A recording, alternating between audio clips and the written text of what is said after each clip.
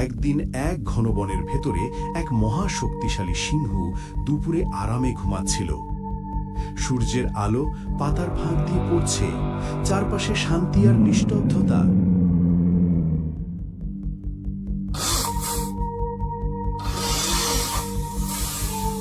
ঠিক তখনই এক ছোট্ট ইঁদুর খাবার খুঁজতে খুঁজতে সেদিক দিয়ে যাচ্ছিল।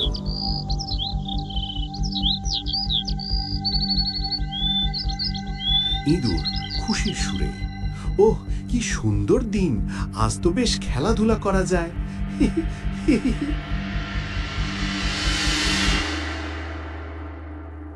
খেলতে খেলতে হঠাৎ সে সিংহের নাকের কাছে এসে পড়ে আর ভুল করে ঢুকে যায় ভেতরে। ছি!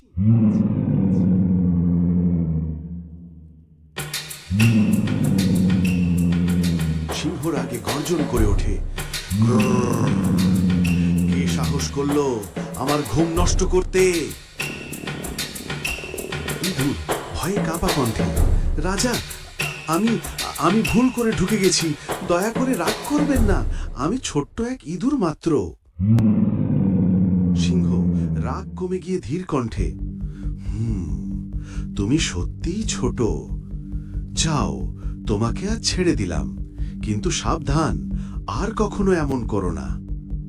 ইঁদুর আনন্দে, ধন্যবাদ রাজা, একদিন আমি তোমার উপকার করব।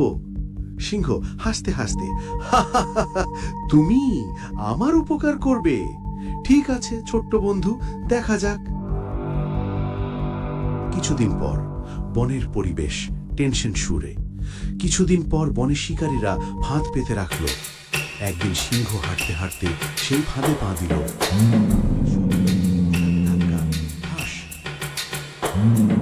সিংহ গর্জন করে, বাঁচাও, কেউ আছে, কেউ আমাকে সাহায্য করো। বনের রাজা আজ শিকারী ফাঁদে বন্দী।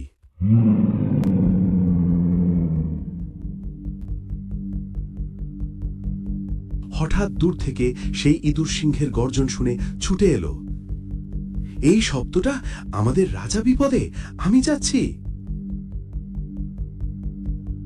সিংহের ফাঁদের দড়ি কেটে ফেলতে লাগলো। দড়ি কাটার সব আশ্চর্যে, তুমি তুমি এসেছো? ইঁদুর হাসি মুখে, আমি তো বলেছিলাম রাজা, একদিন আমি তোমার উপকার করব। দড়ি ছেড়ে যায়, মুক্তির শব্দ। সিংহ আনন্দে গর্জন করে, আমি মুক্ত, ধন্যবাদ ছোট্ট বন্ধু।